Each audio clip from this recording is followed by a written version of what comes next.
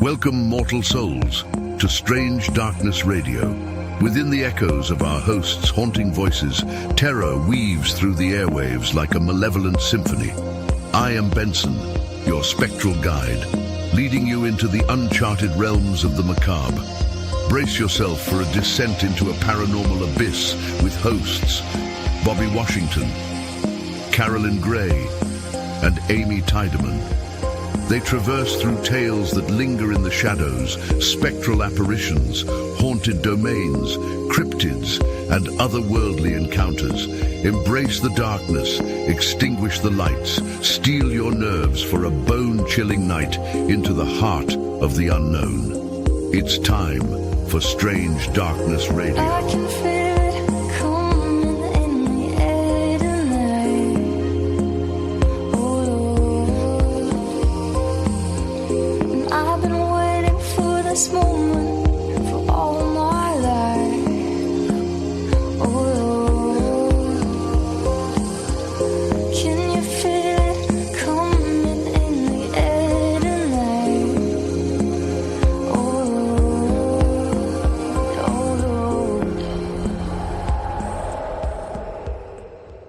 Welcome back to another episode of Strange Darkness Radio. It's your host, Bobby Washington, with Carolyn Grey.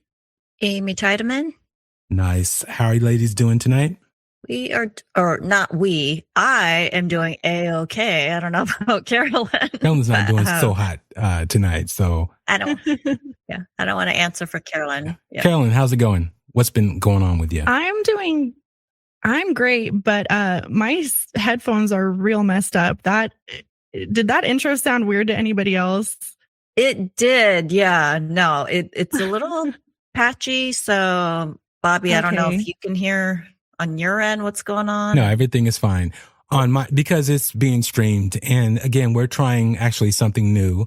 So we're on Google Meets, doing it. We normally do it through Skype. And so, we're trying something new tonight. Before we get to tonight's special guest, we have a special shout out to Sammy Rothman, CEO, founder, and designer of OHMA World, based out of East Los Angeles.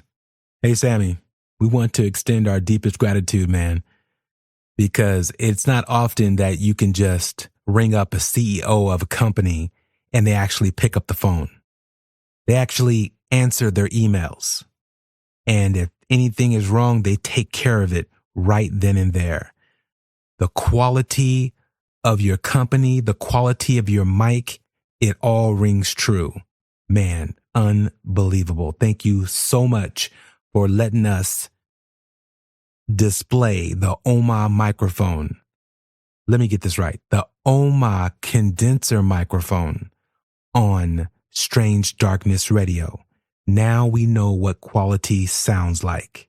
Let me give you guys a little bit more information on this microphone. This microphone is crafted with precision and care. I'm not even joking. The design is unreal. It's flawless. The metal construction is just uncanny. At the heart of this condenser microphone lies something called the Little Debbie. A signature handmade capsule designed to deliver a timeless sound with an extended frequency response, paired with a vintage Cinemag transformer. This microphone exudes richness.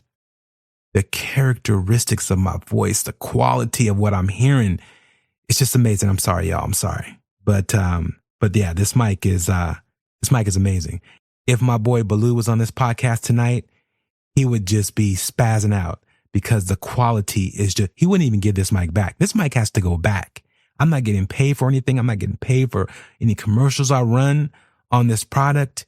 It's because the product is so amazing. The quality is so unreal. So again, if you guys are singers out there, if you're musicians who need, they have the ribbon version of the microphone. If you need that, you can pick it up. You can order it. The mic is amazing. Again, the quality, you can hear it. Hear for yourself. You tell me.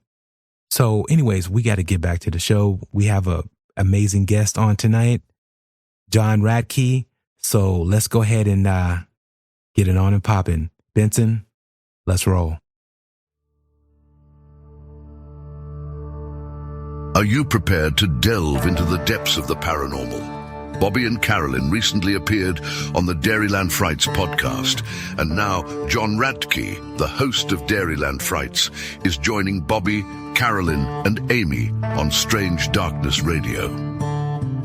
John's fascination with the supernatural, fueled by personal encounters and inspired by his hometown, led him on a quest to unearth chilling tales from the heart of the Midwest. From eerie childhood memories in his grandmother's Iowa farmhouse to his mother's interest in all things supernatural, John's passion for the paranormal runs deep.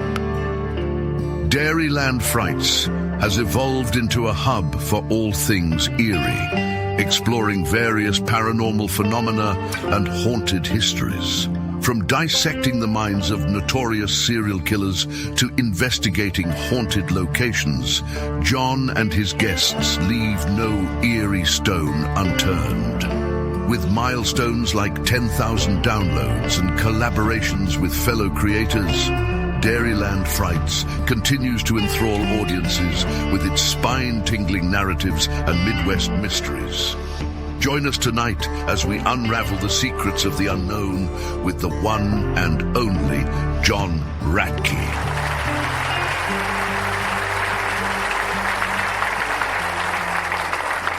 John, welcome to Strange Darkness Radio. Thank you. Thank you. That was a heck of an introduction. Boy, I didn't know I was so dark and so eerie.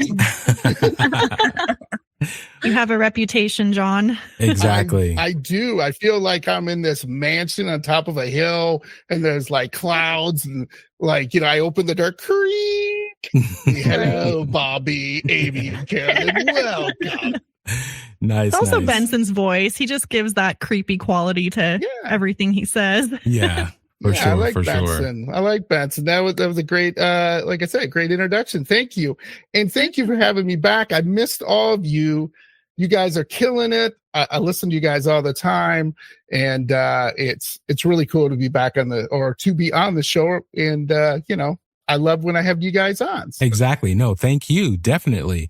So how have things been, since your whole rise in the podcast game? You've been doing spectacular. We're going to talk about other subjects, but I want to talk about you, how you got into it and the reason why you got into everything you've been into in the podcasting realm.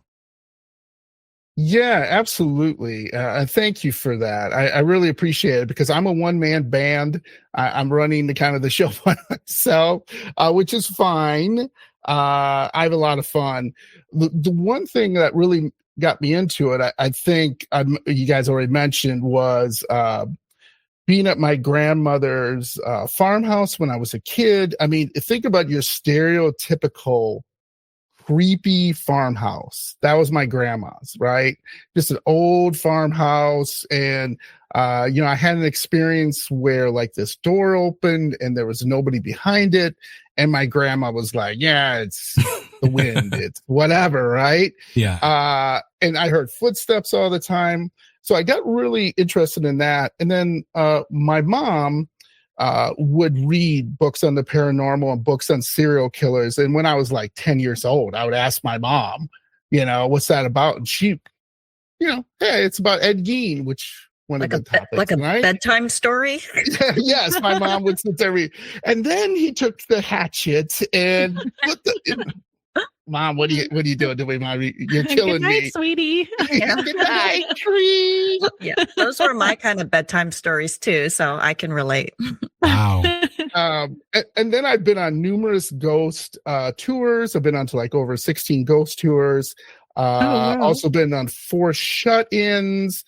Unfortunately, Okay, wait. I have not seen a lot of paranormal. Okay, but you're rolling too quick there. So Okay. we definitely have to talk about the shut-ins as far as you actually going to a location. And I don't know if you guys were old school where they lock you in for, let's say you go in at 7 or 8 and they don't unlock it until 6 or 5. Was it one of those? And you stay overnight? Correct. Oh, Wow. You said you haven't experienced anything on those ghost tours? No, I think ghosts know that I want to see them. They're like, oh, this guy, he's just, oh, well, I'm going to go Too desperate. I'm going to go to scare the crap out of Bobby or Carolyn. This guy, he doesn't care. Well, No, I have the same problem. I want to see one so bad, and I never have. Well, I never have seen anything. Now, I've had feelings and stuff like that. And one of the shut-ins I was at was this haunted theater in Chicago. And they locked the doors actually, we came in about 10 o'clock, and we were there to about 6 in the morning. And then what you really do, I highly recommend someone to try this. Pick where you would like to go. You have paranormal investigators with you. They do it safely, so you're not breaking your leg, tripping over something, or falling off a balcony in the middle, because they shut off all the lights. Okay, you are in the dark, and then they give you little things like what I call the minor flashlight, when you put on your head. Yeah, the headlamps. Yeah, you kind of stumble around, and then you'll go with a paranormal investigator with some type of EMF device, some type of whatever they're using, some temperature gauges, whatever. And then you walk around the theater. And when I did the theater experience in Chicago, one woman, and believe this is an experience you got to experience. So we were all sitting there, it was near the end, and we were all just eating snacks. They have a little snack table for you. So you can have whatever. So we're eating snacks and we're just talking. And then all of a sudden we just blood-curdling scream. I can't do it, but you can imagine. Yeah. I'll try. No, just kidding. That'll be in post. That'd be hilarious, by the way. So we were all like, oh my God. And we all go running out. And there's this woman, and she's just shaking, and she's just shivering. And we're like, oh, okay, well, what happened? And she saw this little girl with black eyes standing in front of her, plain as day. Wow. As you would see a little girl on the street corner, whatever, coming up to you, and she flipped out. And the paranormal investigators who have done this numerous times have said, oh, that's, I think her name was Mary. And she was a little girl that she burned alive in a fire in that theater. So people I've heard of that story. People were trampling basically other people, and the people that got trampled, well, they burned alive. And this was late 1800s, something like that. So there wasn't sprinklers or nothing. It was fire safety. Yeah. It was every person for themselves. So most people got trampled to death or burned alive. Take your choice. Wow. So was it a theater at the time when that fire happened? Because I feel like I've heard of this little child ghost in this theater. This is a common thing. Believe it or not, people would bring their children with them. Usually wealthier people bring their children to see a play. And then unfortunately some would die. That's some stories I've done at this. It's just the way it was. Or a little girl fell over the balcony to her death, or you probably have heard these different stories. But yes, it was a theater at that time, and then it was different iterations to finally they built it back up to be a theater again, where you can go and watch live plays or live music.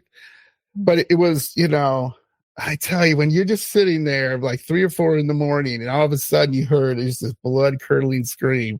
Woo! That'll get your blood flowing. Wow. Did they allow any recording at any of these ghost hunts or anything? Yes. So you would go, like I said, you go different paranormal investigators. It depends what equipment they had with them. But they played past recordings for us before we went out. And there were some that were recordings that said, "Get out." There were recordings that say, "I'm going to kill you." There were recordings of crying children or giggling children, and they would play this for us. And when you hear it, you're just, because it's you hear the static, right? You just hear that, whatever noises, the air conditioning go down, and then you hear like a hee hee hee hee, and you're like, oh shit. What You they know. set up for? So were the voices like on those, like what's it called? Where it's like through radios, they pick up voices. Spirit box. Yeah, spirit box. Is that like where have you guys heard those? No, they were just using at that time just regular something like old tape recorders you would use to take now that our phones do everything, but back in the day when you actually had to have a physical tape recorder and do that. So they would have these really nice small handheld tape recorders with really nice mics on them, and they would pick up everything. Oh, okay. So it was like the actual spirit's voice as opposed to like coming through a spirit box then. Ooh, absolutely. Yeah. Yeah, really cool. absolutely. And like I said, the one that said get out was, wow. It was this deep man's voice. It was like, get out. And it's just Gosh. Yeah, I would have run out the door if I heard that. I You know. say. That's scary. Yeah, well, Yeah. we didn't want to stay, but we already paid the money, and Oh yeah. Might it's as well get your done. money's worth. Might as well, right? Might No as well. refunds. Yeah. Do you still go out and do ghost hunts? Funny. Or do you just get paranormal teams to come on your show? Yeah. So occasionally I go out. So I am right near, if you're familiar with the famous architect, Frank Lloyd Wright, his house, or I call it a mansion, is like right like a third of a mile away from it, which is haunted by his wife and children who were killed, who were burned alive by a servant who was common thing with his wife. Where you're at? Oh my gosh. Is that what's happening? Yeah, you can read the newspaper article. It's on Google. You just Google it. It's horrible. Absolutely horrible. But he didn't die in the house? No, he did not. Lloyd Wright? No, he did not. Just his family? And the graveyard where he is buried, I've gone to a couple times and tried to get a recording or just try to get a feeling, but I've never really picked up anything other than a creepy vibe. You know what I mean? And I'll take pictures of it and put it on my Instagram sometime because it's in this creepy area right off the road. And at night, man, it just, you just like, I'm good. Take my pictures and I'm out. Dang. So have you ever, got any EVPs in the cemetery, and how often do you actually go out to cemeteries? Yeah, not that often anymore. I haven't really gotten anything to be particular, but when I was in Savannah, I went on a tour in Savannah, Georgia, but I highly recommend go to Savannah, Georgia if you can. It's one of the most haunted cities in the United States, and people there are totally cool about the paranormal. They're just like, yeah, it's haunted. Yeah, we're used to it. Yeah, it's no big deal. So when we went on the tour, they took us to the Sorrel Weed House, which is one of the most haunted houses in the world. And this is where a Civil War general, colonel, where his family was poisoned by their slave. Because I know that story. The colonel was having an affair with the slave. And the wife said, basically beat her to death. Yeah, we did a story on that. Nearly beat her to death. And to find, when she found out,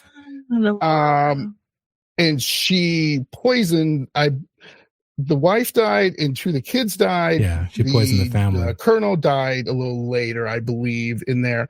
But I remember walking in, and you walk in this house, and it's immediately like, ugh. You just have a feeling like a heavy wet coat, right? And I walked in there, and there's this voodoo symbol in we would call it a den. And there's this voodoo symbol on the floor when you walk in. And the people the tour guides tell you, whatever you do, do not step on this symbol because it's meant to curse you. So the whole group took a step back. Like literally, we all. Can we cover that up? Can we please cover that up? They should have it like cordoned off then, because what if someone's not paying attention later? And yeah, they did. See, what she did was the slave woman.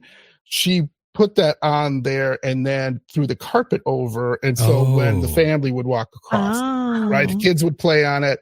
The kids, and he walked. When they were doing renovation at the Sorrelweed house, they lifted up the carpet and voila. Oh, that's the original mark. That's the original. That's interesting because I think when we told the story, we had it more so just from the research that she had poisoned the family. And then once they found out, I believe they hung her or something, you know, there was the townspeople and everything. So yeah. Interesting. Yeah. They eventually got a mob and they killed this woman. The other thing about it was super funny. We went in the basement and it's like the best way to describe it is it's like a serial killer basement. I mean, it's dirt and just like if you were caught in this basement, you're dead. Well, it's like a root cellar, right? Correct, so the walls are like dirt. But they expanded it. And anyway, I thought it was really, I always tell this funny story. So I was there by myself. I was on business and I was just trying to, just do something fun while I was on business. And, but I was walking down and there was two older women in their 60s, like grab my arms and they're like, sweetie, you need to protect us. I'm like, what am I going to do? That is too funny. That's too funny. But, hey, there's, security in numbers. So that's, they were going off of that for sure. Safety in numbers. Yes. Just feel safer. The other thing they take you on is the cemetery, but they will not let you in, of all things, at night. The reason why cemetery was desecrated by Union soldiers. If you know your history, I'm a big history buff. I'm a history nerd. Yeah. If you know your history, Sherman did a march to the sea and he just laid waste to all the southern towns. He just burned them and did terrible things. Mm-hmm. Well, in the cemetery, what the soldiers were cold, so their genius idea was to take all the bodies out of the mausoleums, just throw them on the ground, go into the mausoleum, start fires, and keep warm. People would also dig up fresh graves, throw the skeletons out, go into the grave because it's warmer, right, with the ground and everything, and have a little fire. So there were... Sounds like a terrible idea. Yeah, I'm not skeletons strewn everywhere, okay? Wow. And nobody cleaned this up until, later. Yeah. So walk past the cemetery. The reason we didn't go in was because the guy said, two things are going to happen to you. One, you're going to get pushed. Two, you're going to go out with marks. Three, you're going to get sick. And four, I don't know what else bad could happen to you. So we're not going in there. Yeah. And so I was like literally the guy said, you have to sign a waiver to go in there. We're not going to do that. So we just walked past. But this is the thing I tell people. So after the tour, I was walking past by myself and, I got out my iPhone and I was just like, I'm going to take some pictures. Well, I took a bunch of pictures, right? None of them turned out. Not one. Wow. And then I came back to my hotel room and I just started taking pictures around my hotel room. See if it's my stupid camera, in here. I got to get a new phone or something. Perfect pictures. Absolutely perfect. Oh, wow. So that is weird. I know. And then this was the funniest thing out of all. I go downstairs to talk to the, the manager, and I tell her what I did. And she looks at me, she goes, "Oh, darling, you never walk in Savannah alone at night. Are you crazy?" I mean, she was adamant, about it. Now, two things I found out. One, it's a crime-ridden city, and there's good chance I could get mugged. Yeah. Yeah. And two, spirits like to attach themselves supposedly to people who are walking alone. And so she was adamant, like, do not do that again. That was really dumb. You can't do that. And then I told her about my phone. She goes, "Oh yeah, you never get a picture there. Trust me. It's especially at night. It's just too full of bad mojo or whatever you want to say." Yeah. And I was like, "Oh yeah," So I highly recommend you go to that. There's some great tours down there. Be careful when you're walking around. But do you still have those pictures, even the blurry ones that you took? No, my old phone. I got a new phone, so my old phone. I didn't save any of them, but they weren't even distinguishing, Carolyn. They were. You look like you know how sometimes you sit on your phone with your butt, and then it takes a picture or something. You get like a butt picture, and you're like looking at it. And you're like, "When did I take this picture? What the hell?" And you're like, "Oh shit, I have my camera on." I'm sorry. Oh, okay. Well, let me ask you this. In this whole process of you doing the whole ghost tours and, doing ghost investigation and all that good stuff, what prompted you to start a podcast? Was it that you just wanted to have the experience of talking to other people that had like-minded ideas and hear their stories? Like, what prompted that? Yeah, absolutely. So I could talk to fun people like yourself. I have spoken to people I didn't think I would never speak to in my normal life. I've speak to a witch from the Netherlands, a practicing witch, practicing Satanist. I've spoken to numerous paranormal investigators who've told me some freaky ass stories.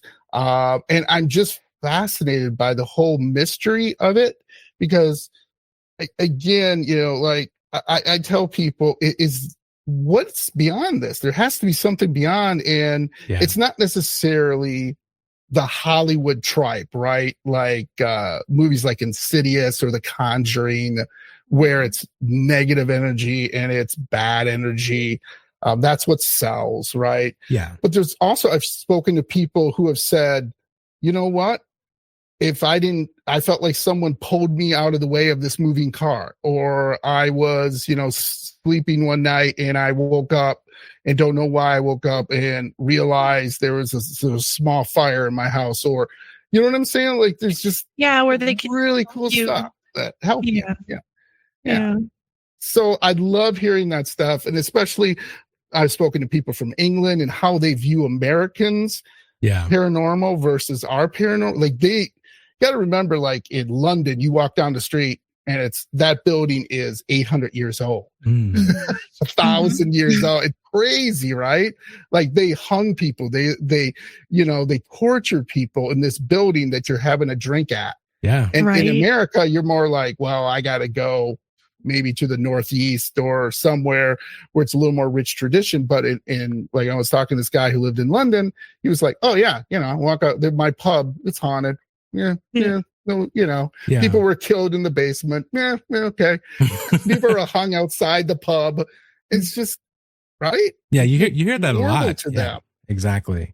That's pretty awesome. I do love, again, you don't technically have a co-host, but you have a co-host, meaning the person that you pod with, that you reach out to. I think that is freaking ingenious. And it always keeps things fresh. So that's really a great concept to do.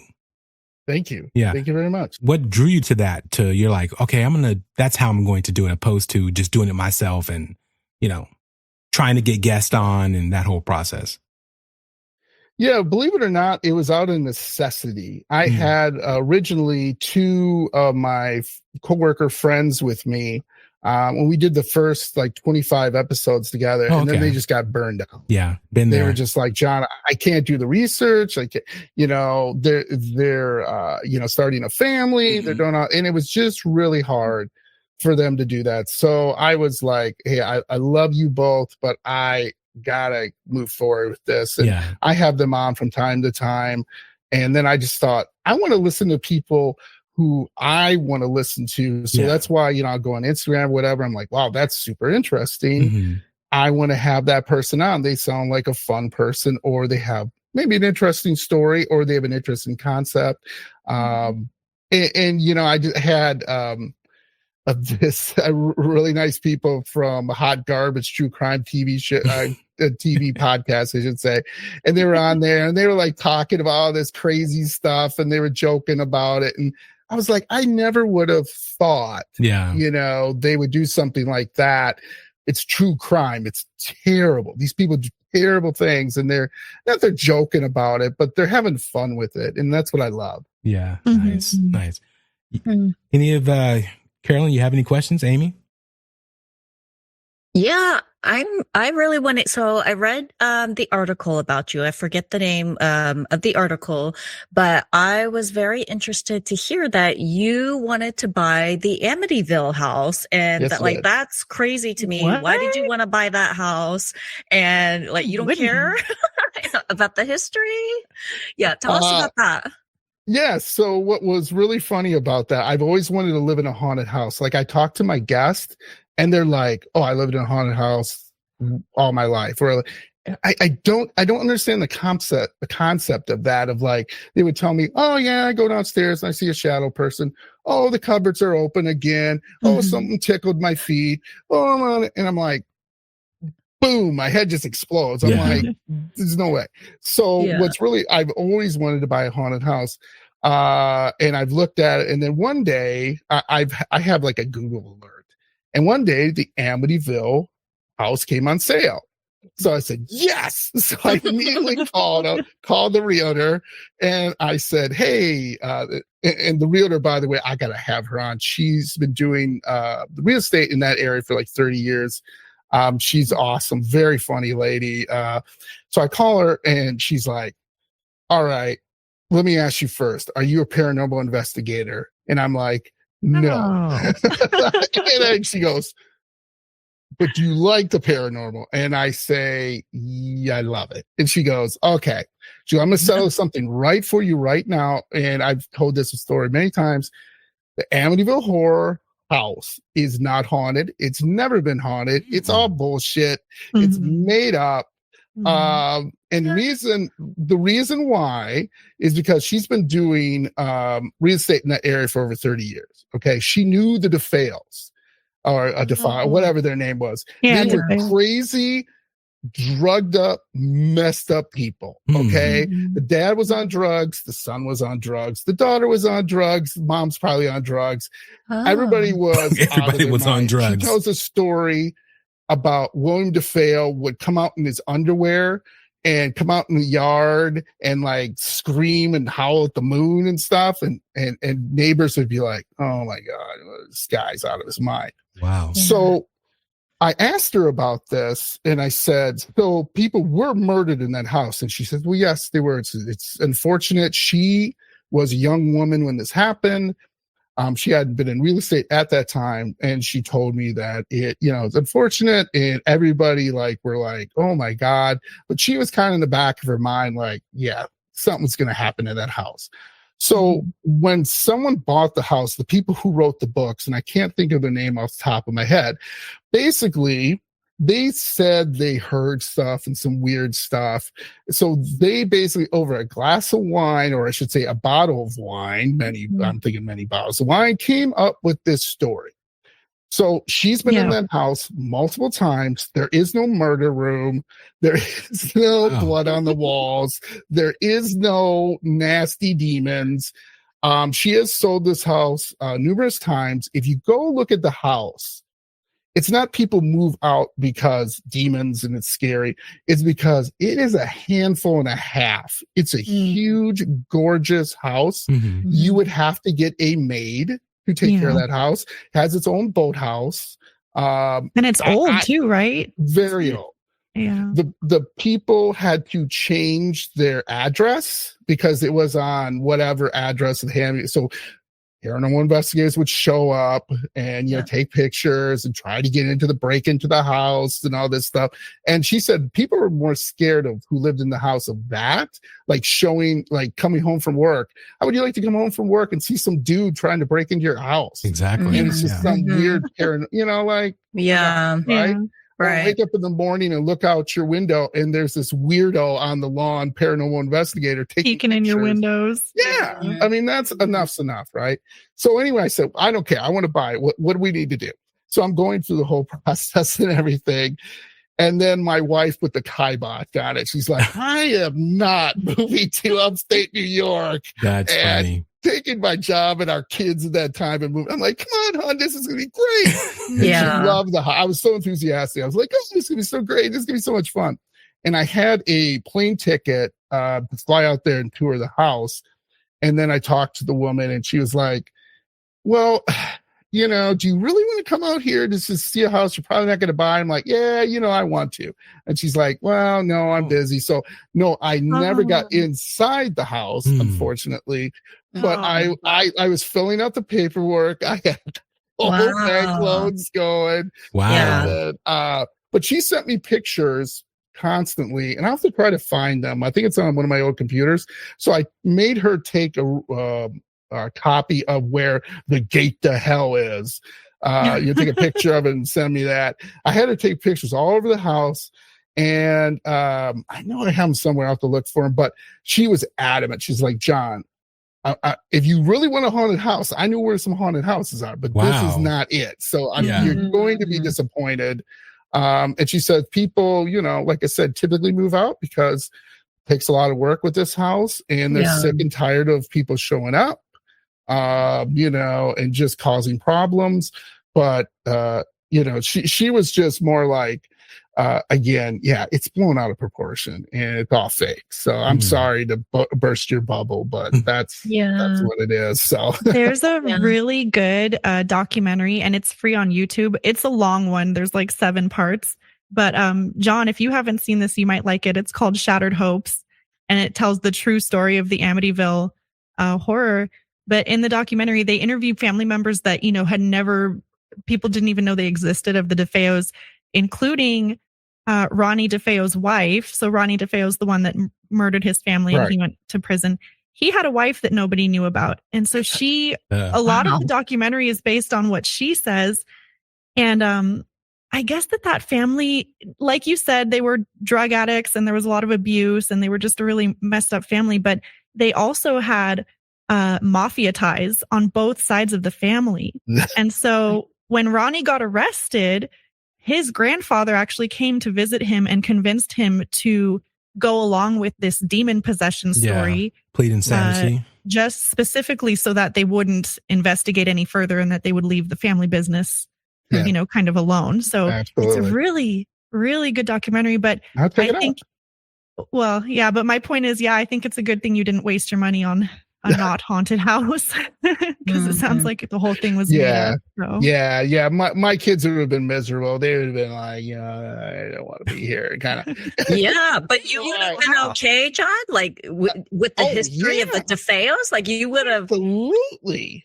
See, I would have been. It's still creepy. The family was murdered there. I mean, I could never. It is still a creepy story, and you know, I can see why your mind might, you know, go away with you, right? But it's also there could be bad energy. Yeah, it's also like what Amy said. At the end of the day, a family was murdered there, so who knows when those things might surface and what can bring those things out. And a lot of people doing a lot of so-called, if you believe in, whether it's black magic, voodoo, witches, particular things that can probably draw energy to, you know, manifest anything. So anything's possible these days. But absolutely. Yeah, definitely. Let's go ahead and take a break, and then we'll be right back, and maybe we'll change up the story. We'll be right back.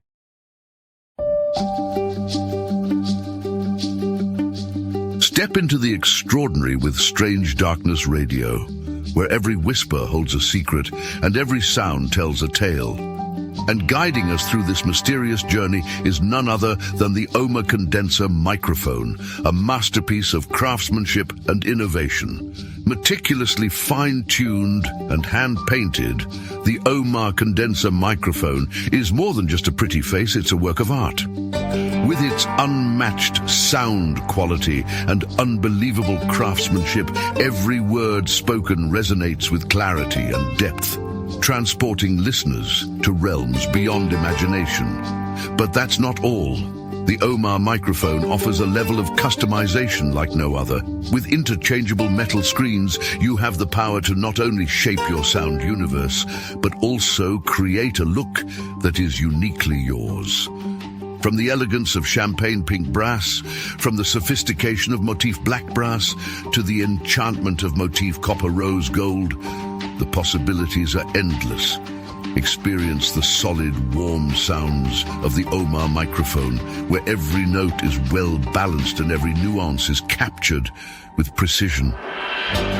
With its signature handmade capsule and vintage Cinemag transformer, it delivers a timeless sound that transcends the ordinary, striking a perfect balance of classic color and musical detail. So visit ohmaworld.com, let your voice shine through, and design your reality.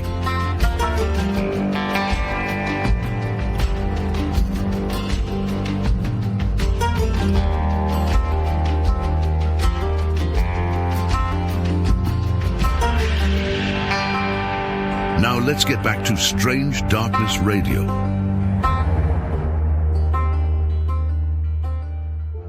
All right. So, Carolyn, did you want to get into a different part of John's story? Yes. I'm scared. Just for the record. Last people. time when we, oh, sorry, Bobby. No, go. I'm just last time. I'm scared. So when we were on John's show last time, he kind of teased us with a little personal story that he has about 2 serial killers. And the first one we're going to get into is Ed Gein. I did prepare a introduction for the Ed Gein topic, and just a disclaimer, it is going to sound a little funny because I did it very last minute. So nobody get mad at Bobby. This is on me. Nobody get mad at Bobby or Benson. Yeah, this is on me. Yeah. No one will get mad anyways. I just want to let people know that Benson's okay. And, he's not drunk. It's my fault. Yeah, this is, yeah. Anyways, let's just play it. Here we go. On the show, we actually threw this out to Benson to do last minute. And that's what the whole laughter and conversation was about. But we do have a new onboard AI that we will touch into from time to time during the actual podcast, just to it's more of a concept of phone a friend. If there's a particular topic that we're looking for information on or just something like that, we're able to now use this particular AI to answer questions right on the fly, something I don't have to program or already set in motion. And it's really good. So we're going to go ahead and let Edison do this reading that Carolyn sent to me an hour before the show. So here's Edison. Ed Gein, also known as the Butcher of Plainfield, was an American murderer and suspected serial killer with 2 confirmed victims and 7 suspected ones. He was notorious for grave robbing and crafting items from human organs, skin, and bones. His gruesome activities have inspired numerous books and films, including Psycho, The Texas Chainsaw Massacre, and Silence of the Lambs. Born on August 27, 1906 in Plainfield, Wisconsin, Gein lived in a small town where the disappearance of women began to stir unease. Among the missing was Bernice Warden, a local hardware store owner. Her son Frank, a deputy sheriff, discovered that Ed Gein was the last customer before his mother's disappearance. When authorities visited Gein's home for questioning, they encountered a house of horrors. The residence was filled with clutter, except for his mother's bedroom, which Gein had preserved as a shrine. Investigators were horrified to find items made from human body parts, including lampshades, gloves, and masks crafted from human skin, bowls made from skulls, and furniture constructed from bones. In a shed on the property, they discovered Bernice Warden's decapitated body hanging upside down. Gein was arrested and confessed to the murders of Warden and another woman, Mary Hogan, and admitted to grave robbing and necrophilia. On November 21st, 1957, Gein was arraigned on 1 count of first-degree murder in Waushara County Court, pleading not guilty by reason of insanity. Diagnosed with schizophrenia and found mentally incompetent, He was committed to Central State Hospital and later transferred to the Mendota Health Institute, where he died in 1984 at the age of 77. In March 1958, Gein's house was destroyed by arson, an act never solved or prosecuted. Today, the site of Gein's heinous acts is an empty, overgrown lot, a grim reminder of the atrocities committed there. But yeah, let's get into this craziness, because this is just extremely unreal as far as the things that this man was doing. Wow. It's crazy Yes. story. So go ahead, Carolyn.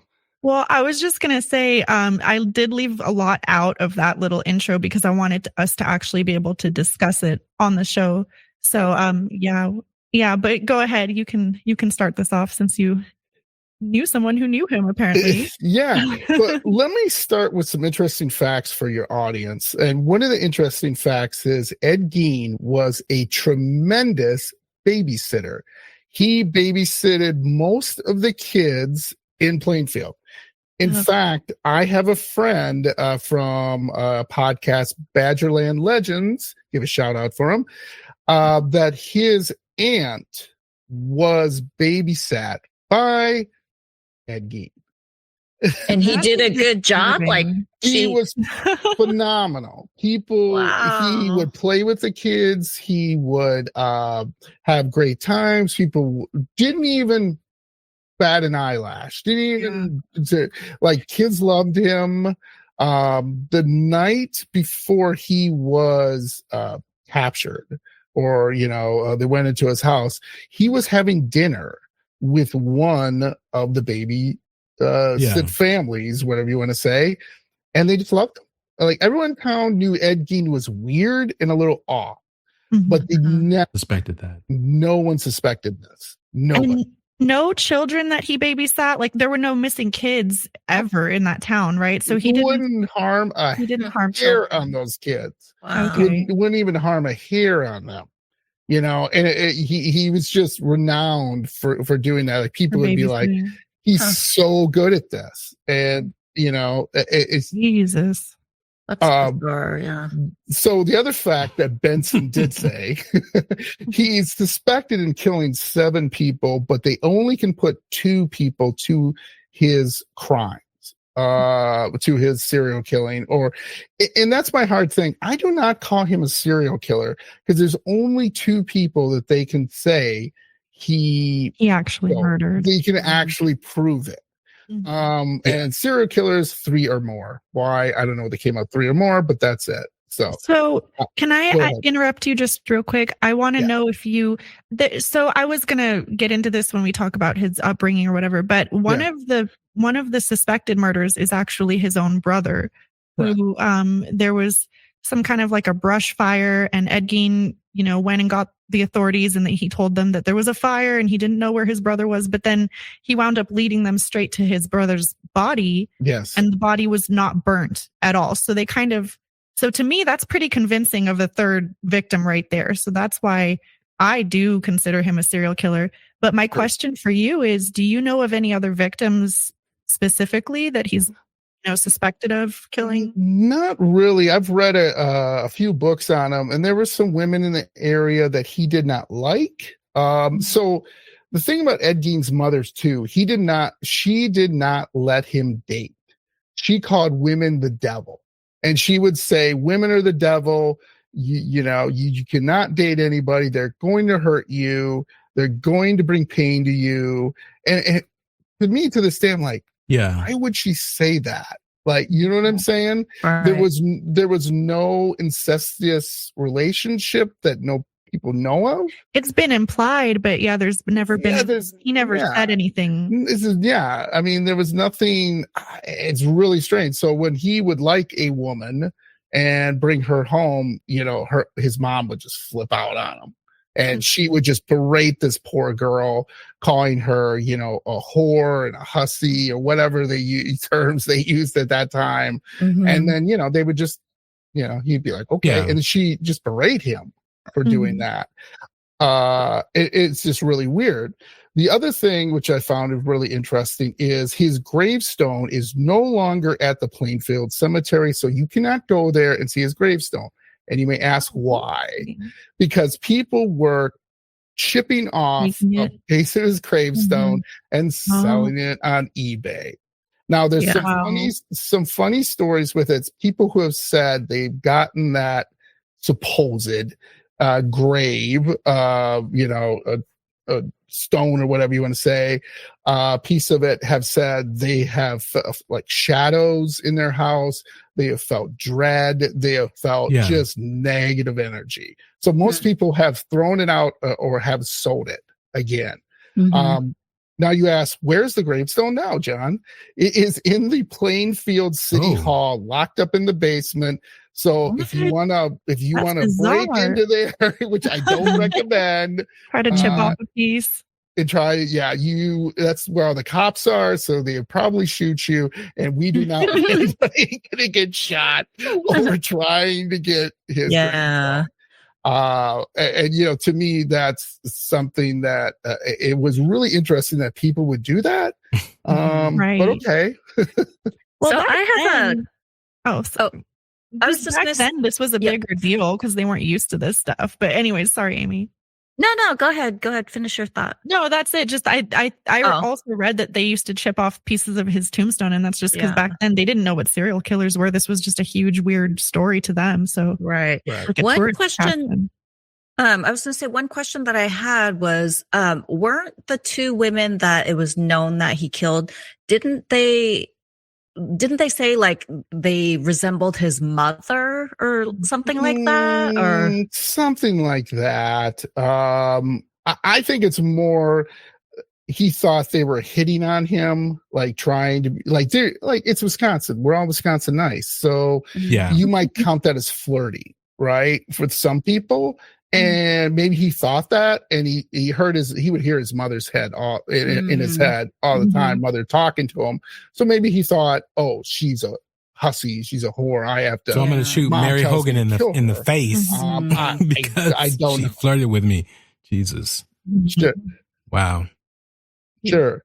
Yeah. Sure. Interesting. He had a very weird psychology and this is why Norman Bates is based off of him in Psycho, because some of the items, and I have a list of everything they found in his house that I'm going to read off, but some of the items were like, it was like he was trying to create a suit, like a skin suit out of these women's body parts. And some people think that he was actually acting as his mother. He would put on these skin pieces and pretend to be his own mother. Which is so bizarre. So imagine this. This is from one of the books. They did a drawing in it, and I can't remember the title of the book. It's probably just Ed Gein serial killer. But anyway, he would take fishing line, and then he would take the woman's face and put it on his face and put torso of the woman on him, and he would dance in the moonlight in cemeteries. So imagine you're in a small town taking a walk, just a nice summer night, and you see this man with a woman's face and body parts. Like he would take the woman's vagina and her breast and put it on like a little, and he would dance around and sing and dance. And the only reason somebody said that is because he admitted in open court that he did that. Wow. Oh, wow. And he really had did to do have that. been seen by someone. It's not just conjecture. I mean, come on. Yeah, right. Someone had to have seen him. He would look like, if anyone has seen Chainsaw Massacre, Leatherface, how he wears those creepy face masks. I mean, it would look like that, dancing in a cemetery. And this really happened. I mean, this is terrifying. Yeah. And go ahead, Amy. Oh, I was going to say, I think there's a third movie that's inspired by him too, is Silence of the Lambs, which shows the guy, isn't he like dancing around with parts of them on him? Or I can't remember that scene. The women. No, you're right. Silence of the Lambs is also based on Ed Gein, and he kidnaps women and then he starves them because the idea is that he wants to make a human woman suit out of their skin. So yeah. Creepy stuff. Yeah. The last thing about it, which I think is kind of funny, is to make it not as serious, is he would live on pork and beans. So when the cops would come in, he just would eat pork and beans and throw the cans on the floor. So when they came in, imagine coming in to all these body parts. It's the 50s, mind you. There's pork and beans cans everywhere. It's like he's a hoarder. And then there's just lamps made out of skin, a chair made out, like I said, Carolyn, you have the list. That's what blows me away the most, because you're a small town police officer. I live in a small town. If this happened today, it would still for sure freak people out, right? Oh, Not to the extent it's the 50s, right? And all they're dealing with is a farmer maybe getting drunk and going down the street in his tractor, or somebody shooting or poaching something. They're not dealing with skin sofas, skin lamps, and they literally didn't even know what serial killers were back then. I mean, this was before like the big serial killer boom that happened. Yeah. So, he's one of the OGs. But basically, he had to have been getting the bodies from the graveyards, or from the mortuaries or somewhere where they were fresh enough to get the skin. And then, some he probably got from the actual cemetery to make the furniture, from the bones and different things. So no one ever reported grave robbing or missing bodies or anything? Grave robbing. I'm sure they did, and I'm sure the cops probably went, yeah, sure, whatever, I get you. The last thing is, and I have this on my Instagram, is someone bought Ed Gein's cauldron, which he used to melt skin off of. What? Women. Who would want that? Here, another funny tidbit that's funny, dark. I like dark humor, if you haven't figured that out already. This woman used it for years as a planter. It was on her front stoop, and she just put her plants in it. And it wasn't to when the woman passed away, her son was like, oh, this is a plant thing. And then he realized, wait a minute, something's off about this. And someone got a hold of him because he put it on for sale or something, like on Facebook or whatever. And someone goes, do you know what you have there? And he's like, yeah, it's just a plant. He goes, no, that's Ed Gein's cauldron. That's where he melted the skin off of people's bones in there. Wow. And he just went, believe it or not, he did what I call good old Ed Baggins from Ghost Hunters did buy the cauldron for like $3,000. Yeah. So he's in Is it in his museum in Vegas? Is that where that is? Wait, you're talking about Zach Baggins with the ghost stuff in Vegas? Yeah. He owns the cauldron right now. He called the guy, I guess, and he said they actually put it up for auction. I'm sorry, they put it up for auction. Good old Ed Baggins bought it, and it is in his museum in Vegas. You can go and see it, or go to my Instagram page, and I have a picture of it. And you can see where you can still see where the dirt is, where the plants went in. Just like, what? That's so cute. So the guy put it like on Facebook Market, and then as soon as he found out it was Ed Gein's cauldron, he did like an auction for it. Yeah, he put it on auction. I don't know. That's right. That's not a lot of money, right? No, $1,000. That's pretty cheap. Crazy. That's gonna appreciate. But let us know about his his items, Carolyn, that he had. Yeah. So this is a disgusting list. I'm actually going to skip a few of these because I refuse to say them out loud. But basically, this is a list of the evidence that was collected at Ed Gein's house. So they found whole human bones and fragments of bones. They found a wastebasket made of human skin. There was human skin covering several chairs, like dining room chairs. He had 4 skulls on his bedposts. There were skulls laying around the house. He had created like goblets and bowls out of some of these skulls that he was actually using to eat out of. They found a corset made from a female torso, which was skinned from the shoulders to the waist. So like John was saying, he would put that on and pretend to be a woman or pretend to be his mother and dance around with that corset. They found leggings or stockings that he had created out of a woman's leg skin, gloves made out of human hands. And then there were multiple masks made from the face skin of the victims, or from some of the bodies he had dug up.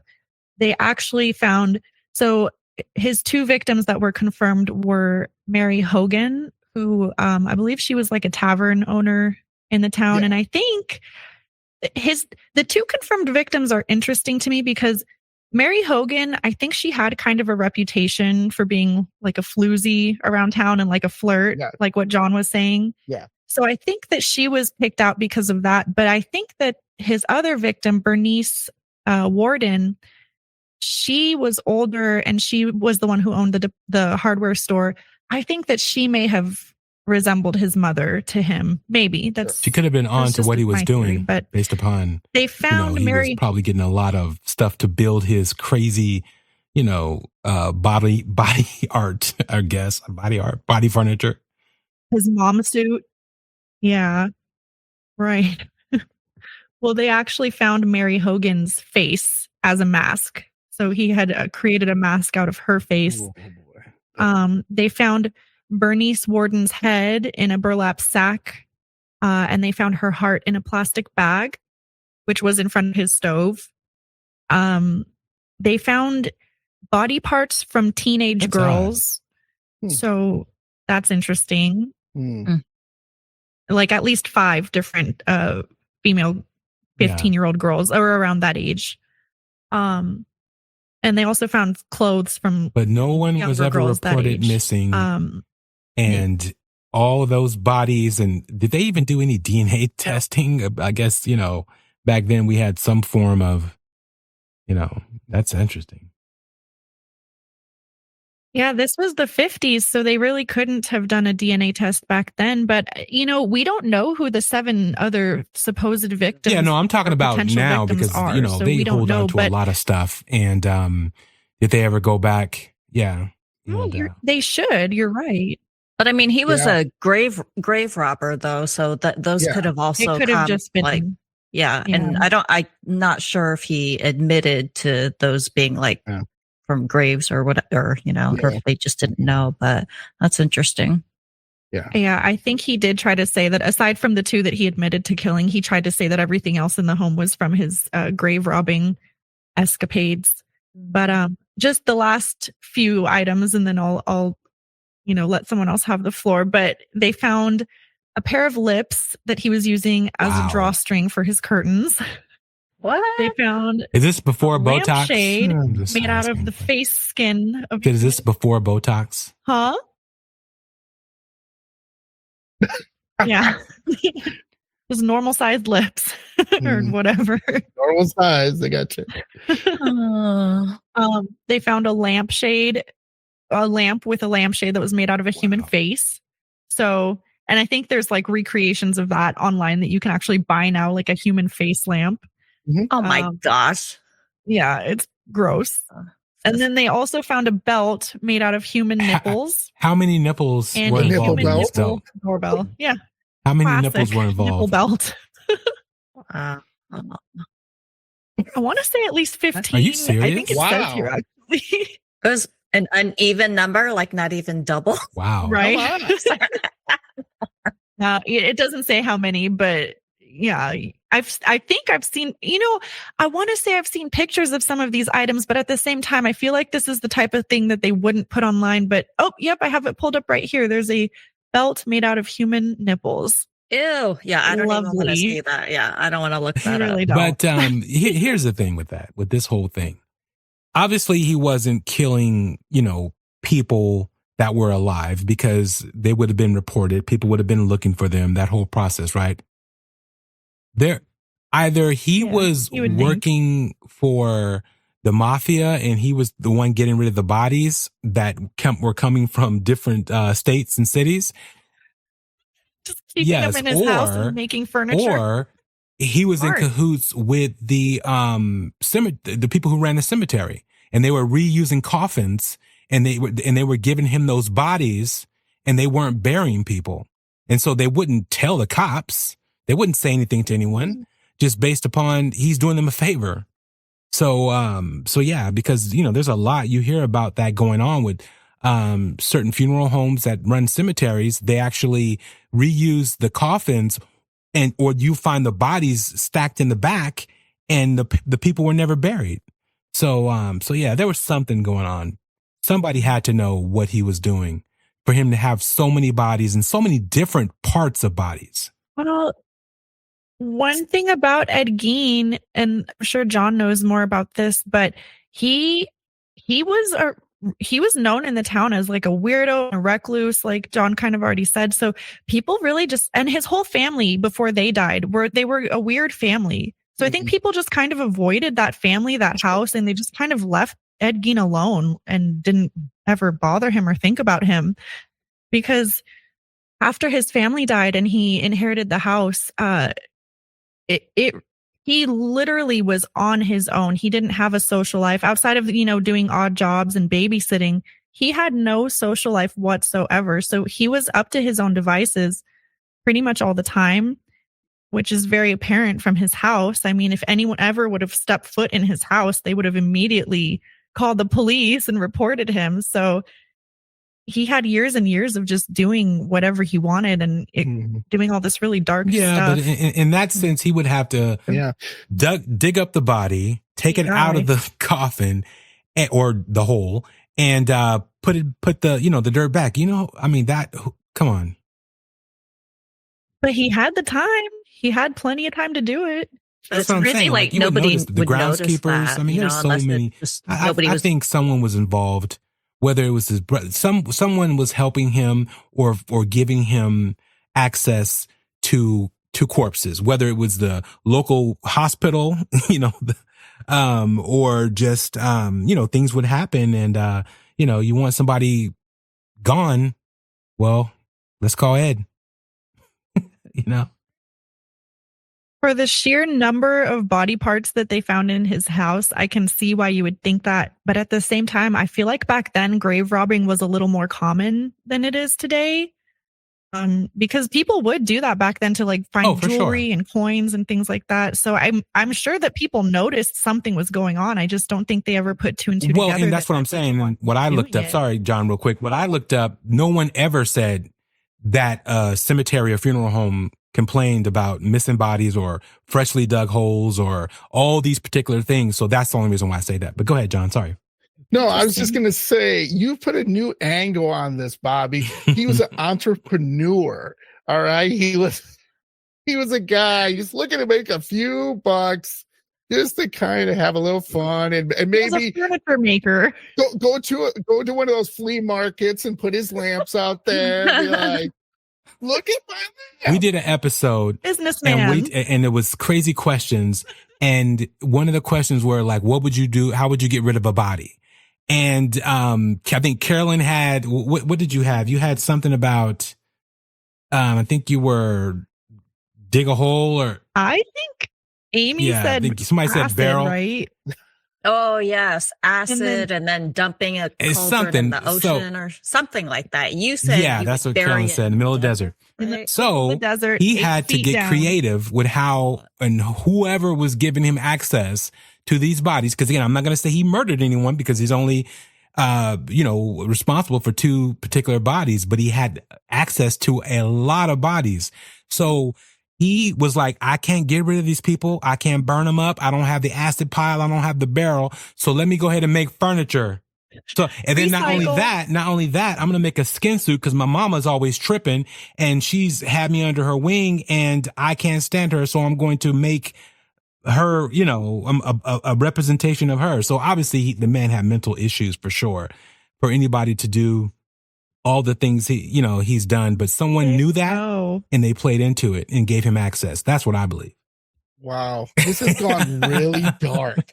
Bobby loves a good conspiracy theory. He's always looking for another angle. Love it. It's possible. You never know. Well, you do, right? And and Bobby is exactly right. There was a recent story about this funeral home. I think it was in on the East Coast where exactly what Bobby was saying. They were putting the bodies in back, and then people would pay like X amount of dollars, and then they'd be like, "Wait a minute, like this looks exactly like my Uncle George coffin that I Right. buried like 6 months ago. Like, wait a minute. Oh, it's, and they would make up, oh, it's the same brand and model. That's crazy. Are you talking about the story where it was this guy who owned the funeral home, and he had actually been a football player and kind of almost famous, but he got into the family business, and then they just found in his backyard, in his shed, stacks of bodies. Like, I think there was happens a lot. Oh my god. 60 or Yeah, it 70 happens a lot. bodies. That's a new one. No. That's not who you're talking about? No. This is That- yeah. Oh. Why Now wouldn't you're really they- scaring me. Why aren't they just so I was thinking they were burying the bodies, digging it up, and then putting it through the cremation process. Like, why even These go these to the were trouble of putting it older. in your backyard? These were older funeral homes. They quite didn't have a expensive. crematorium Is on the that- premises. So how they would do it, they would just Yeah. So Yeah. So yep. Yeah. Yes, there's some shady Exactly. shit goes down in That's these why. funeral Yeah, homes, you better guys. you better watch your loved ones all the way through the whole process because you never know. Yep. Damn Want right. to watch them put them in the hole. Yes, exactly. All right. So do we want to? I know you had also, John, about Mr. I don't know, just call him Mr. but Dahmer. Do we want to move into that realm? Or Carolyn, do you have more? Well, so was that all your tidbits about Ed Gein, or did you actually know? Oh, it was that your aunt was babysat by him. Is that the? Not the my connection? aunt, like a friend of mine who has a podcast, talks about kind of the same similar things. His aunt was that. Okay. Just one other thing before I would get to my story too, once we get to that, is so Plainfield is about 2 hours away from me. So I could literally get in my car and drive out to it. What Benson said is true. It is an overgrown lot. If you look at Google We've Maps, seen it's non-distinct. It's nothing really. You would probably pass it. It's one of those towns too. If you blink, you miss it. But it is true that there was a guy that was going from Illinois that was going to buy Ed Gein's house and turn it into a museum. Correct. And then it mysteriously burned down. But I have spoken to paranormal investigators who have investigated that plot of land, and they all say the same thing. If it's a woman, they feel like they're being violated. I don't know how to creeped out that. and They also have told their hair has been pulled. They feel someone touching their arm. Most people say they're on there. It's just feeling of dread. People have said they've seen like shadows. And most of the investigators I spoke to who investigated it have said they're there for maybe half an hour, and then they're like, we're out of here. Like, Really? it's just as soon as you step on it, because the people I talk to are mediums or seers, or, they can really, feel things. And they've all said the same thing. Like, this is a dark area. Like, this is bad. This is bad. And no one can figure out why someone hasn't gone in and blessed it or tried to go in and cleanse it. But no, in one of these days, I told people, Dairyland Frights, I'm going to drive out there and I'm just going to walk around and film it and see if I feel anything or if there's anything I can do. That would be a great place. Yeah, it is still private property. So yes, the police can come over and say, you need to leave. So you got to be careful if you are checking it out. I'd highly recommend maybe go to the local police station and be like, hey, I'm just checking this out. And is it okay? And they'll probably be like, your funeral, buddy. Whatever. Right. Is it fenced off, or can you kind of just walk onto it? You walk right onto it. You walk right onto it. It's interesting that it's just stayed a vacant lot. Like, no one's tried to build anything else or tried to do anything with that land. No one will build on it. They have said a million times, nobody's going to build on that ever. Yeah. It's too dark. Yeah. And too much dark history. Well, not to kind of jump around in history, but just like an interesting note, I was going to, kind of bring up his upbringing and his childhood. And it's not just the murders and the, horrible things that Ed Gein did on the property that kind of tainted. It's that his whole upbringing was just miserable. His parents were weird and miserable and abusive. His mom like John touched on, was just this crazy religious weird woman, and she hated men and she hated women, and she just kind of would tell the boys that women were evil and to stay away from them and they're whores and all this. And so it was a very abusive, confusing childhood for these boys. Then you have the fact that one of the brothers died on the property, possibly by Ed Gein's own hand.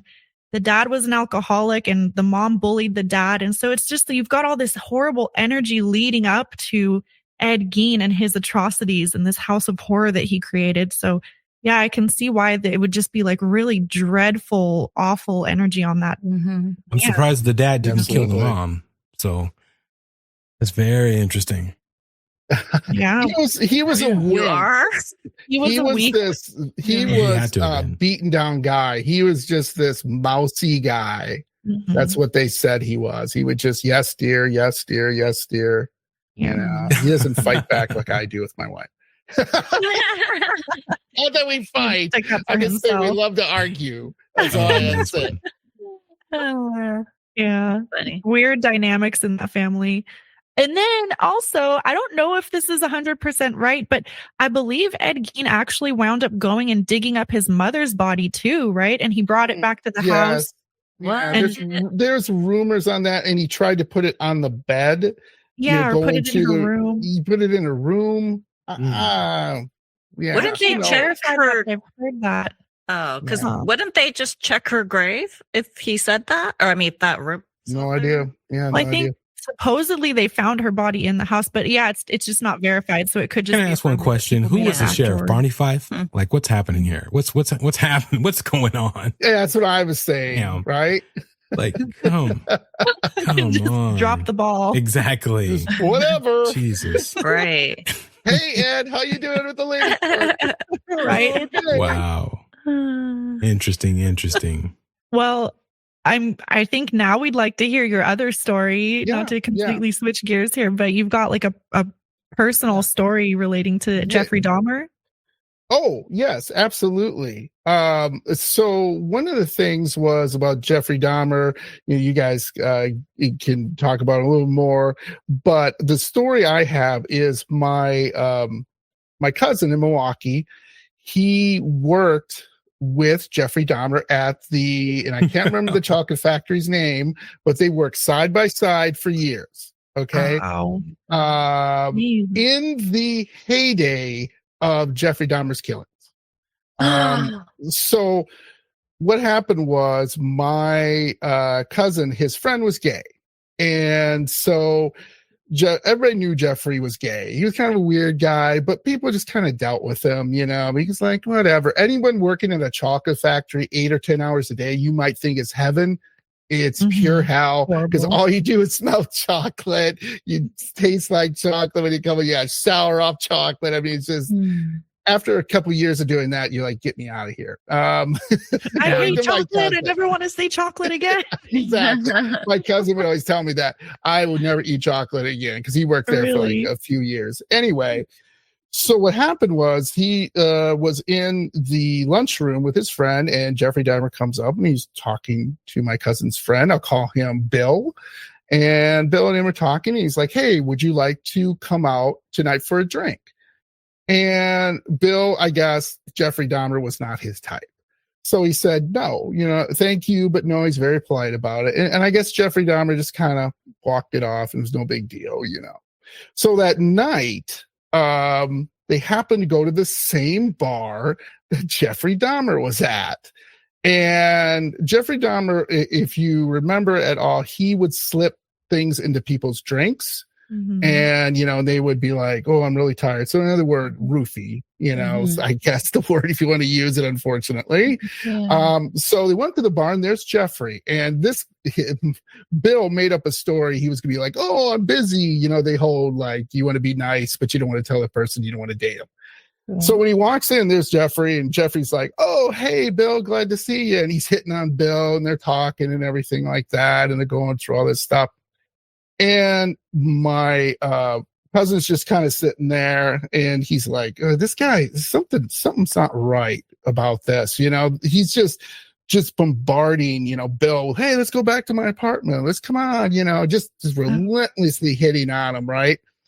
And so, it's like, hey, let's just get out of here. And he's trying to grab Bill, and Bill at this time is a little drunk because Jeffrey had been buying him drinks, and he notices Bill is starting to slur his speech and like act like weird and stuff. So he's like, hey man, you okay? What's going on? And Jeffrey looks at, and this is where my cousin Ted, I will call him, will never forget it. So my cousin Ted grabs Bill and he says, hey man, let's go. It's time to go. And Jeffrey immediately grabs Bill and he just looks at my cousin Ted like, you better fucking let him go right now. Oh, wow. I'll kill you. And just this cold predator stare. And, my cousin doesn't take any shit from anybody. He grew up in Milwaukee and he like, whatever. So he drags Bill out of there, and Jeffrey comes out of the bar and he's still like, hey man, whatever. And they're just talking shit.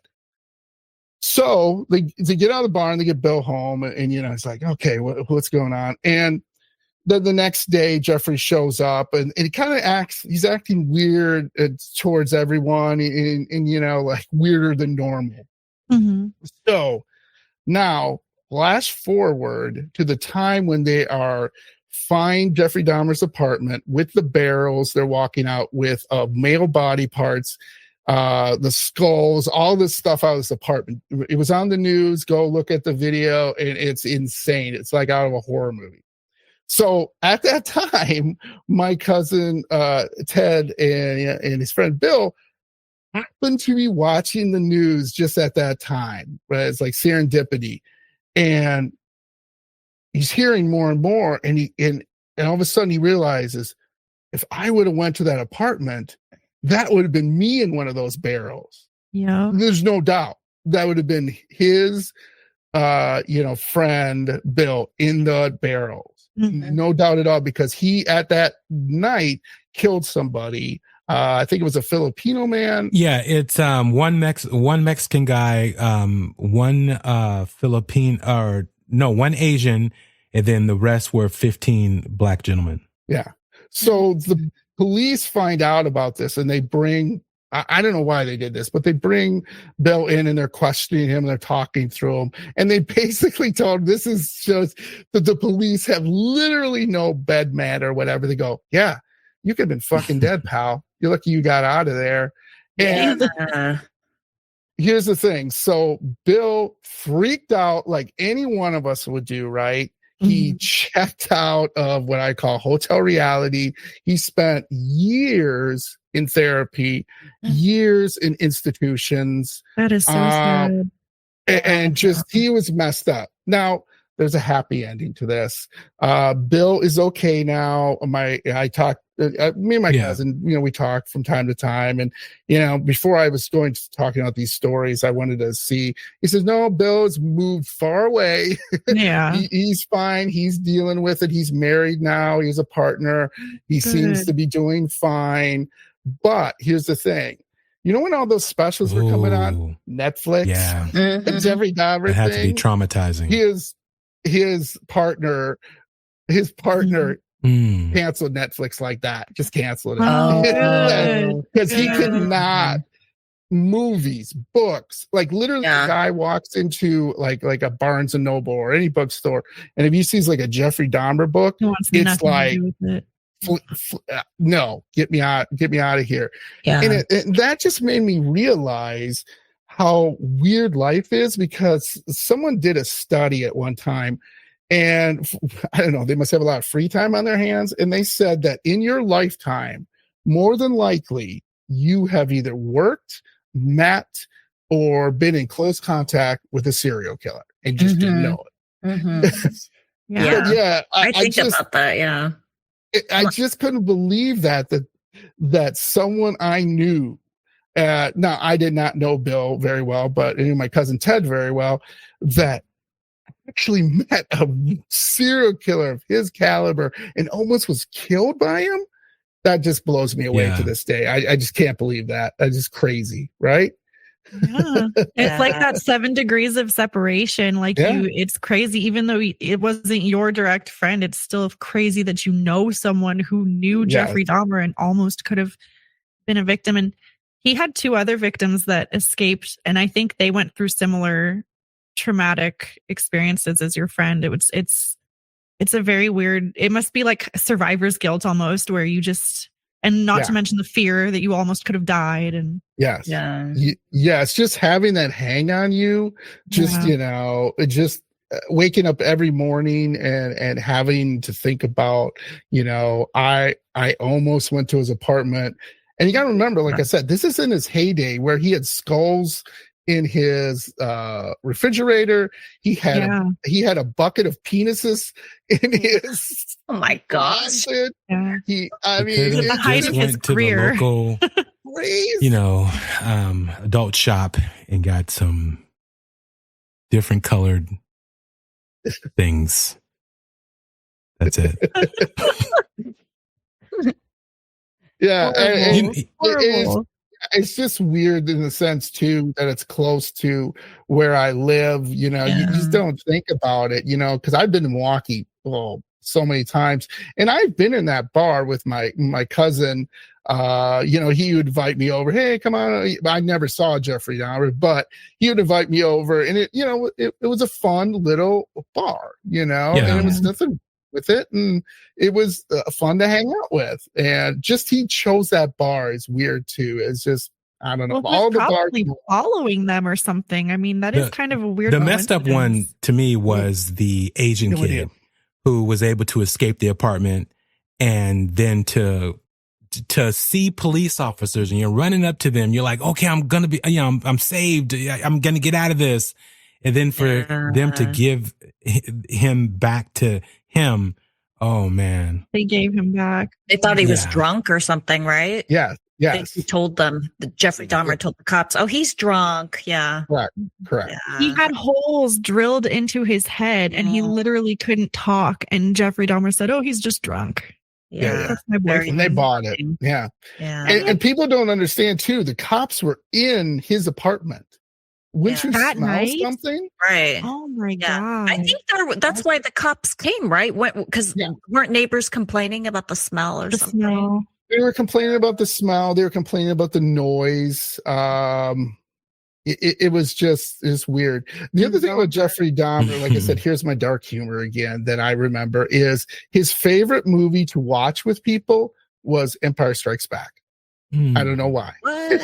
But he would literally, he loved Empire Strikes Back, and he thought would it was The Exorcist. He Oh watched no, it you're right. through- Because he would wear those yellow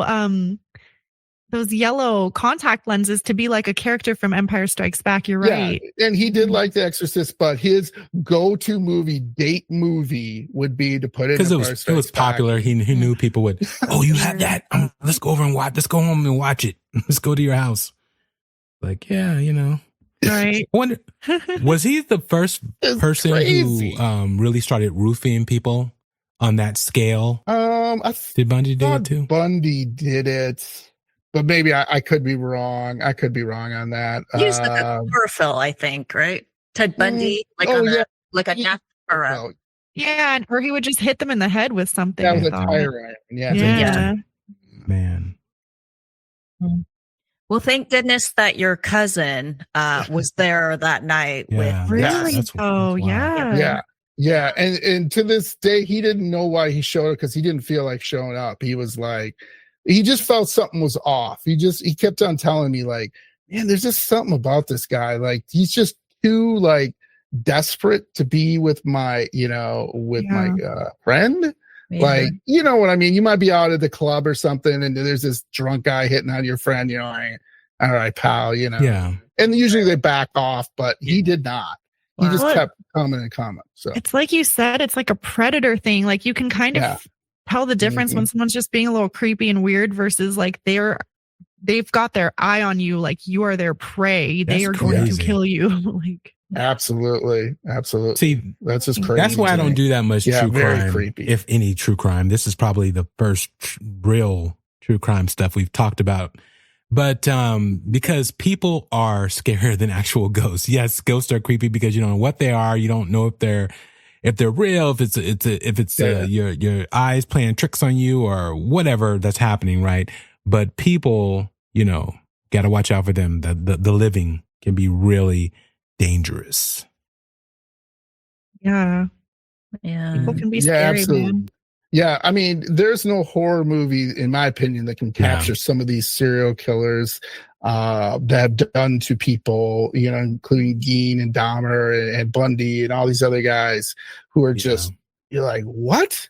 Like, how can you do that? I mean, what makes you do that? I don't know. I can't figure it out. Interesting. Yeah. Okay, well, it's been a fantastic show with you, John. But before we get out of here, I want to ask you, you have any, new projects coming up with your podcast? Any new, guests that you want to actually, get on as far as another, podcast that you're really looking to focus on? Well, you guys are always welcome thank you. to come on because I love you guys. You guys are the greatest. But I have a new thing out that I'm trying to see if this works or not. Because typically, like I said, I do the interviews and stuff. What I wanted to do was I have a thing called Dairyland Frights, and it's just the spookiest tales from my guest. It's no guest on the show. It's not me making fun of myself or the guest or having a little fun. It's strictly scary, creepy, just true stuff or stories I found off, Reddit or something. And I try to put it out there so people can get a good scare. Like you said, Bobby, you listen to scary tales sometimes before you go to bed. And it's just that. And I'm just trying it for right now because I'm like, I'm going to try something a little different, see if people would like this too, kind of give them a little different from the guests, from, just something spooky that just will keep you up. Yeah, I think it'll be amazing. Little nightmares. And is that is that Dairyland or is that a separate podcast? Yeah, no, it's on my Dairyland. I didn't separate. I just call it Nightland Frights, and I try to do it once a month or whenever I get time, just to put it out there for fun. And I like to, I like to scare myself too. I like to find stories out there, not only true stories or what you believe are true stories, but I also love when the guests tell me about their growing up and what they saw and what they experienced. And then, I take that, like I said, and I just put that on there to, give people a nice little scare, little nightmare. That sounds like a fun show. Mm-hmm. Yeah. Good idea. So I'm going to put it out there, see how people like it. And, amazing. Go from there, I guess.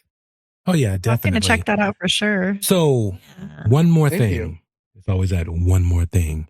If someone was starting a new podcast, what would you tell them to help them have an easier road in the process than what you and myself and the ladies have gone through? Well, I would get decent internet. Carolyn. I'm picking on Carolyn. I Nice. got Carolyn on that one. The ghost in my house. They're always messing with my equipment. It's creepy internet. It's possessed internet, Carolyn. It's possessed. I gotta bring in a priest. That's why my mic wasn't working either. Gosh, you're possessed all over the place. Get in a priest, woman. What I would say is number one is be themselves. Because I think a lot of people try to come in and they try to be something else. I don't know why. Don't copy anybody else. Just be yourself and have fun with it. The other thing I would tell them is pick some topics that you love and maybe be a niche. Because like I said, I'm in the Midwest typically. And nobody was really doing Midwest stuff predominantly, just Midwest in that area. Just because I know the area very well. I love this area. I love the people. There's some crazy stories that a lot of people don't even know about, that I found out. I'm like, where the hell did that come from? That's really terrible. Like, I can't believe that's in the Midwest. I would say the last thing is don't get yourself caught up with numbers and everything. Just go out and just do it and just be like, if it works, Yeah. great. If it doesn't, so what? I had fun doing it. So Yeah, have fun. That's Yeah. so great Exactly. advice. yeah. That's great Very good advice. And advice. I definitely think you guys can Solid. adhere to it out there. And also, if you do a podcast and you start it, always think that you might end up doing it alone. So don't be afraid of that, because you can start out one. Yes. Don't be afraid to be like, okay, I'm going to do this alone and then whatever. Yeah. And just try it. It's okay. As long as you love what Yeah, you're just having conversations with the person or yourself or your co-host or your guest, and then someone's listening in on that conversation, basically. So yeah. Absolutely. I would add to that. That's a great point really quick is, part of the reason I got into this too is because I would talk a lot, about the paranormal at a bar or a party or something. And I would have people say, well, you should do a podcast or something like that, because they could see the love I have for it and the interest I have for it. And, I think that's too. If you have something you're really interested in and you have something to say, go ahead. Perfect. Go ahead and do it. Yeah, if you're passionate about it, it's easy to just get into it and talk about it. Yeah, it's like you're talking at a bar to your friend. Like it's like Right. you're having a couple of drinks or whatever, and you're like, "Hey, I found this really cool story about this ghost, and let me tell you about it." And be like, "Oh yeah, that's awesome." And those are the best podcasts where it's just laid back, people talking, having a conversation, and Absolutely. even if it gets Yeah. a little off topic, sometimes it's actually engaging and fun to listen to, because it's like you're sitting there with your buddy, having a Yeah. conversation. Yeah, I agree. Absolutely. Perfect. That's awesome. That's why I like your podcast, Dairyland, because you are so laid back. I mean, you have like a script and a topic, but at the same time, you're very like loose with it, like whatever. You just go with the flow with your guests. I love it.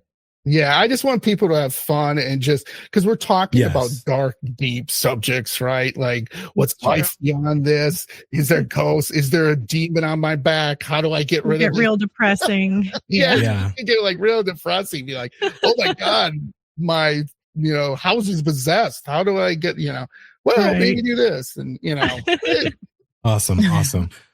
All right. Well, again, thank you for coming on Strange Darkness Radio, and you're always welcome to come back because you're fantastic, and you make Carolyn light up like a Kaplinko machine. She doesn't know what that means. She's too young. But That's the one with the button. you guys are the greatest too. And like I tell all my spooky friends who are going to be listening to this, definitely listen to Strange Darkness Radio. Bobby, Amy, and Carolyn. They always have fun. They always have great Nice. guests on like me. Love it. Sometimes.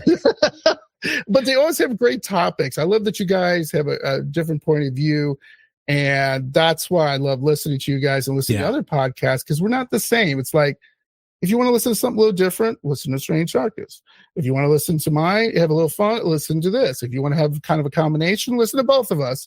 Either way, we just love that you listen and that we can entertain you and maybe take your mind off some things. Or make you think. About digging up graves and making land in Cahoon with the funeral parlor. Or the Or mafia. being careful who you go to. Ooh, see, I'd rather come on, we got to get back to the UFOs. That's right. Yeah, So you don't like wind I up said. on skull. Probed by Dahmer or probed by E.T.? I think I would take E.T. I'd go the Amy route. I'd take E.T. Oh, for sure. Yeah, there's no competition. I would take ET every time. Yeah, absolutely. I get it. Yeah. Okay, well, great show. Thanks again, ladies. Yeah, thanks for coming on. You're always fun to talk to. You're a great storyteller, great personality. So it was a great show. Yeah, absolutely. Yeah, thanks for coming on. I really enjoyed it. Yeah, love listening to your stories, and you're a lot of fun. So thank you. Oh, thank you. And I love you guys. Anytime you want me on or whatever. Yeah, we're gonna have to start booking him. That's the problem. We're gonna probably 6 months down the road we can do something. But yeah, amazing. Everyone, good night. Thank you. Thank you so much. Bye-bye. Bye. As your journey through the shadow realms of Strange Darkness Radio concludes, remember that you unlock the door to the paranormal with the key of imagination. Beyond it lies another dimension, a dimension of eerie soundscapes, chilling sights, and the profound depths of the mind. You're venturing into a land of both haunting shadows and tangible substance, where the ethereal meets the corporeal, and ideas take on a spectral form. You've just crossed over into the Strange Darkness Radio Zone. In the vast expanse of the paranormal, there exists a fifth dimension, extending beyond the known realms of our understanding. It is a dimension vast as the cosmos and eternal as infinity, a mysterious terrain between the illumination of light and the depths of shadow. This is the middle ground between the empirical and the supernatural, where fears fester in the pit of humanity's soul and knowledge ascends to its zenith. Welcome to the dimension of imagination, an area we dub the Strange Darkness Radio Zone.